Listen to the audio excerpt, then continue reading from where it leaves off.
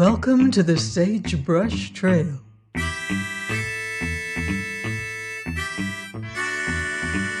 Stories of the West, from the frontier to the Yukon. I'm Mardell, reading Delilah of the Snows by Harold Binlock. Chapter 21, A Doubtful Exchange. It was the Monday morning, after the flight of Tomlinson, when Ingleby stood beside a pile of debris on the claim which was no longer his. The rain had stopped, and there was a wonderful freshness in the mountain air. Overhead the mists were streaming athwart the forest, pierced by arrows of golden light, and the fragrance of redwood and cedar filled the hollow. It is a scent that brings sound rest to the jaded body when night closes down and braces it as an elixir in the coolness of the dawn. Ingleby drank it in with vague appreciation. There was hope in it, and vigor, and as he stood with the torn blue shirt falling apart from his bronze neck, looking out on the forest with steady eyes, there was something in his attitude which suggested the silent, hasteless strength of the wilderness. The impulsiveness which had afflicted him in England had gone, and steadfastness had grown in its place. The crude, half-formed thoughts and theories which had worked like yeast in him had ceased their ebullition, purging themselves perhaps by the froth of speech, and had left him with a vague optimism, too deep for articulate expression. Faith he had always had, and now the half-comprehending hope that looks beyond all formulas had also come. So much, at least, the wilderness had done for him. He laughed as he turned toward Sewell and Ledger, who sat on the pile of thrown-up gravel behind him. "I've been standing here almost 5 minutes doing nothing." "I don't know why," he said. "One does not, as a rule, get rich that way in this country." Ledger grinned at him.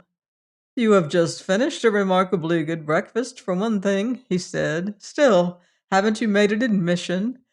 You always knew why you did everything in England." Ingleby smiled good-humoredly. "Well," he said, "I'm seldom quite so sure now. Perhaps it's because I'm older. Or it may be the fault of the country. Floods and frosts, slides of gravel, and blue-grit boulders are apt to upset the results one feels reasonably certain of here. That recalls the fact that I broke out a quantity of promising-looking dirt the last time I went down this shaft and didn't try the color." "You have sunk several shafts now, and you're evidently improving," said Sewell. "The original one wasn't sunk or driven, it was scratched out anyhow." "3 or 4, and I've made some $200 out of the lot of them. In fact, I've been spending my labor profitlessly ever since I came into the country. That is, at least, so far as one can see." Sewell smiled. "There's a good deal in the reservation. The whole country's full of just such holes from Caribou to Kootenai. A few men took gold out of them. The rest put something in." "Buried hopes," said Ledger with a grin.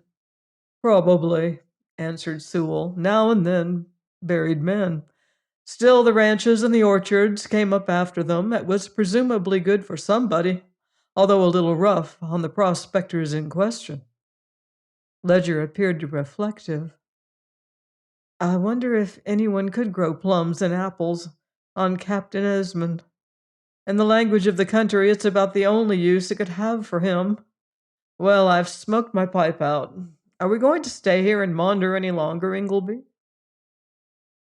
"I'm going down the mine, though as it doesn't belong to me now. I don't know why. Still, it's close on bottom, and I'd like to try the color of the dirt I broke out on Saturday." He went down the notched pole and filled the bucket Sewell lowered after him, and when the latter hove it up, they proceeded to the creek and the other sat down while Ingleby washed out its contents. Neither of them showed any particular interest in what he was doing. They had been some time in the gold-bearing region now, and had discovered that it is generally wise to expect very little. Then Ingleby scrambled up the bank, with a curious look in his face, and gravely held out the pan. Placer mining is a tolerably uncertain thing, but here's a result I never anticipated 2 or 3 days ago, he said. Look at this. They bent over the pan, and their faces grew intent at the sight of the little grains of metal in its bottom. Then Ledger looked up with a gasp. "You struck it again," he said, "apparently as rich as ever." Ingleby stood still a moment, gazing straight in front of him with vacant eyes, and one hand closed a trifle at his side. "Yes," he said harshly, "the second time, and once more it's of no use to me. When I recorded as part owner of Tomlinson's claim, this one fell into the Crown. You're on the lead, Tom, and you'll strike it too, but you can get your stakes in, Sewell. Sunday's an off day, or the Major would have had his notice out by now." It was a relief to do anything just then, and he cut and drove in 2 of the location pegs the law required. Then when the last was driven, he turned to Sewell with grim quietness. "Well," he said, "why don't you get away and make your record? There's no reason you should throw away a fortune, too." Sewell smiled a little. "For one thing, Major Colthurst would certainly not be up when I reached his office. For another, before I record the claim, there's something to be said. The law, you see, cannot be expected to cover every contingency, and if you look at it from one point of view, the claim is still yours. I'll buy the goodwill of you if you'll take my bill." Ingleby shook his head impatiently. "I can't sell you what isn't mine," he answered. "Anybody who thinks it worthwhile can record that claim. It belongs to the Crown. I have my share and Tomlinson's mine, and in one respect, I'm not sorry to see this one come into your possession. You at least would not consider the gold you took out belonged to yourself." Sewell looked at him with an expression in his face which somewhat puzzled Ledger. "No," he said, "it's not wise to be too sure of anything, Ingleby. I believe you told us you had struck gold once before. What did you do with it? When we met you in Vancouver, you hadn't the appearance of a man who has a balance at his bank." A suggestion of darker color crept up into Sewell's face. "You can't carry on a campaign of any kind without funds. The last one I embarked upon not long before you came across me was too big for us. It broke the exchequer and landed me in jail." "Precisely," said Ingleby. "And what title have I to the money you would hold in trust? That is the difference between us. I'm not a leader. I'm glad of it just now. And what gold I find, I want for myself." Once more Sewell's expression furnished Ledger with food for reflection, though Ingleby did not appear to notice it. It is now and then a trifle embarrassing to have one's good deeds proclaimed to one's face, and Ledger was aware that all Sewell gained was usually expended on the extension of his propaganda. But that did not seem to account for everything, and he fancied the man had winced at his comrade's speech as though it had hurt him. Then Sewell made a curious little gesture. "It is," he said, "seldom worthwhile to decide what other people will do. They don't know themselves very frequently. Well, since nobody ever persuaded you, I'll get on and record the claim." He left them, and neither Ingleby nor Ledger broke the silence as they pushed on up the valley, near the farther end of which Tomlinson's claim lay. Ledger knew that because his claim adjoined the one his comrade had allowed to fall to the Crown, he too would in all probability find gold, and since now it would be all his, that fact alone was sufficient to occupy him.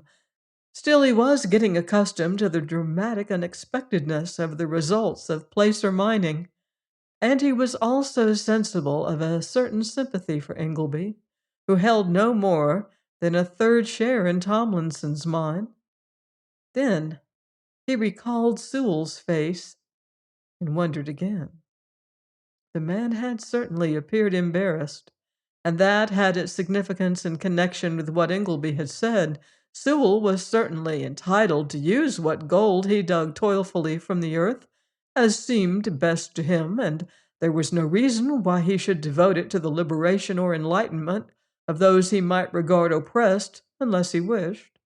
That he had done so hitherto was, it seemed to Ledger, plain, but he fancied it was to be different now. This led to the question, what did Sewell, who lived with Spartan simplicity, want the gold for? And to that there was no answer until he changed the what to whom. Then a reason suggested itself, for Sewell of late had played chess with Major Colthurst frequently, more often indeed, Ledger fancied, than Ingleby knew.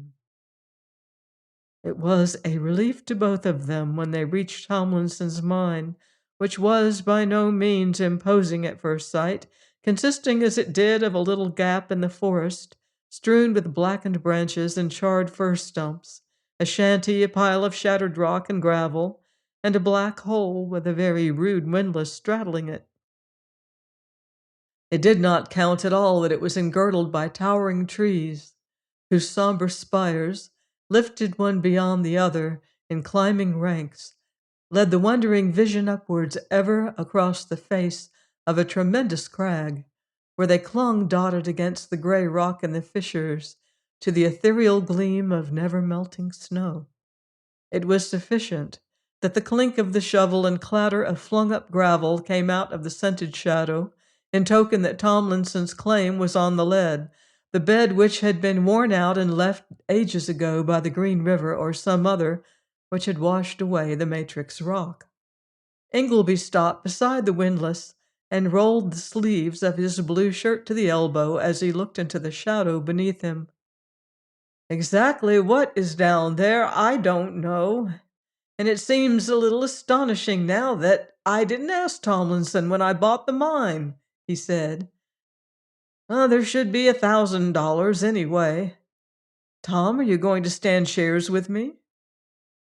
Ledger looked at the shaft, and for no very apparent reason, became sensible of unpleasant misgivings.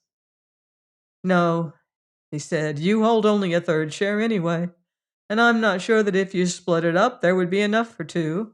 Still, I'll stay with you until this evening. You should have some notion how the thing will work out by then.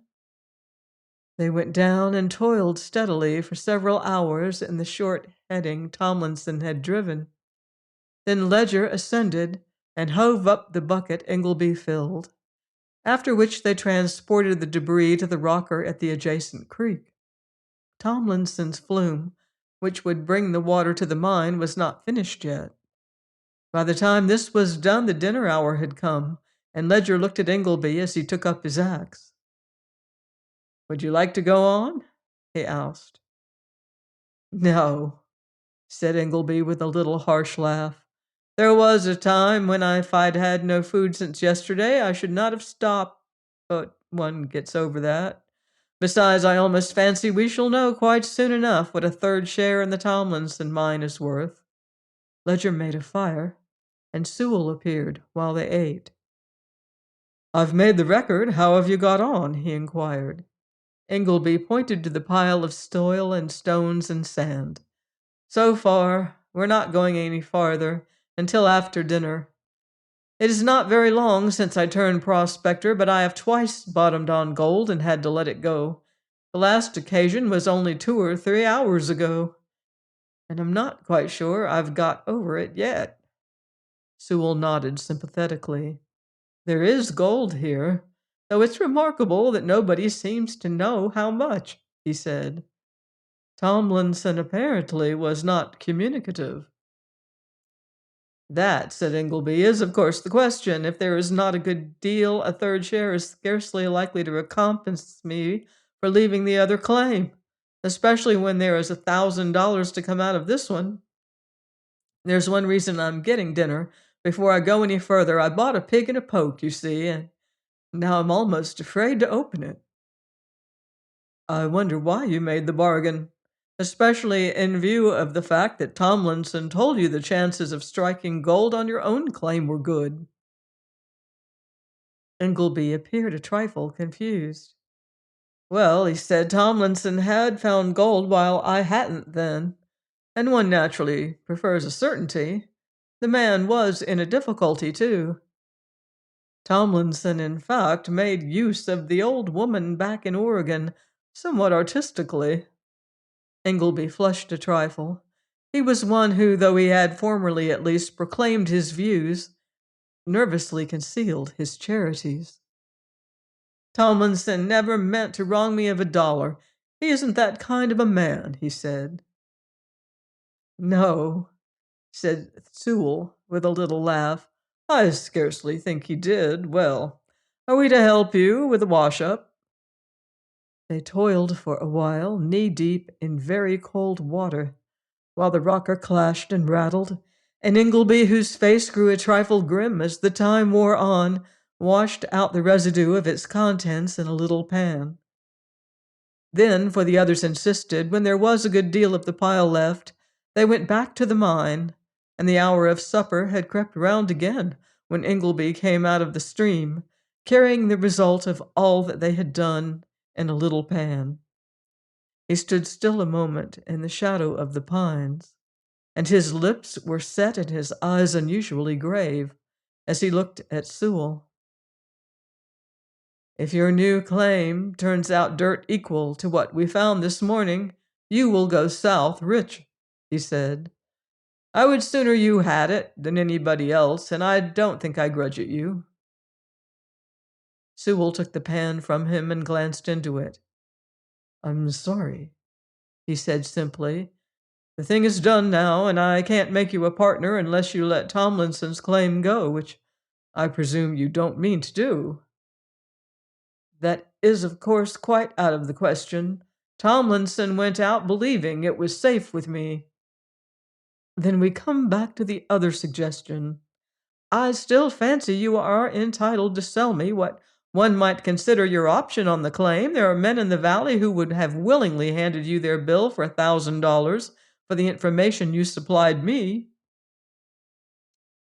Ingleby looked at him steadily, with his head held back a little. It already belonged to the crown, he said. Have I ever done anything that would lead my friends to believe they could bestow alms on me? Sewell smiled. I fancy there are one or two of them who advocate a community of property. It occurred to Ledger that it might be advisable to change the subject. I'm afraid we usually stop there, he said with a grin. It has seemed to me lately that there are two difficulties in the way of bringing an equitable division about, though most people only recognize the obvious one, which is, however, serious enough. I mean, inducing the people who have anything worth having to part with it. The other? The other, said Ledger reflectively, would consist in inducing the people who have very little to receive it. There are a few of them who wouldn't be willing to do so, at least in the colonies. They want to reap only what they have sown. It isn't quite clear that they will be permitted. Ledger smiled dryly, though he looked hard at Sewell. Well, he said, I almost fancy one could leave it to them. It would be an unfortunate thing for the men who insist on getting in the way of the sickle. Then he turned to Ingleby and laid a hand on his shoulder. It might be worse, he said. Yes, answered Ingleby, who laughed a little, though it cost him an effort, considerably. The man who has what is evidently a very good living in his hands really doesn't deserve very much sympathy. Still, you see, I twice threw away what looked like a fortune. Anyone would find the reflection apt to worry him. They went away and left him sitting on a blackened cedar stump in the desolate clearing. The clink of the shovels no longer rose from beyond the somber trees, and there was a deep stillness in the hollow. The gaps in the forest grew duskier, and a peak across the valley flung a cold blue shadow athwart the gleaming snow. The dew was settling heavily, but Ingleby sat still, grave in face, seeing nothing, until he rose with a little resolute shake of his shoulders and, slipping down from the stump, took up his axe. He had twice thrown away a fortune, and with it, for a time at least, the prospect of realizing a very precious hope. But fortunes are now and then retrieved suddenly in that country, and in any case, a man who would work must eat. Join me next time on the Sagebrush Trail for more Western adventure in Delilah of the Snows by Harold Binloss.